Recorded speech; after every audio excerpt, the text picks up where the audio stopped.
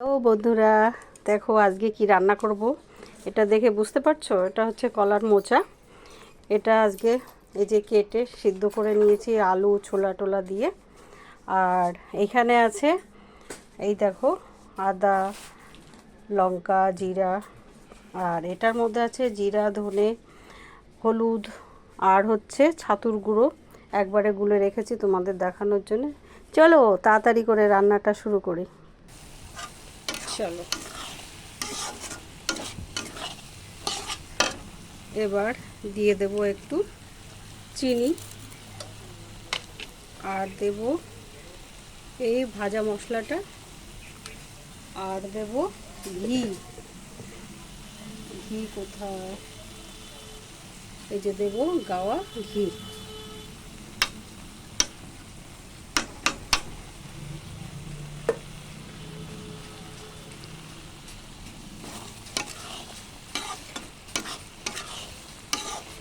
যা গন্ধ বেরিয়েছে, তোমাদের তো আর গন্ধটা দেখাতে পারছি না। খুব সুন্দর হয়েছে, তোমরা একদিন করে খেতে পারো, সবাই খায়, আমি আমারটা দেখালাম। টাটা।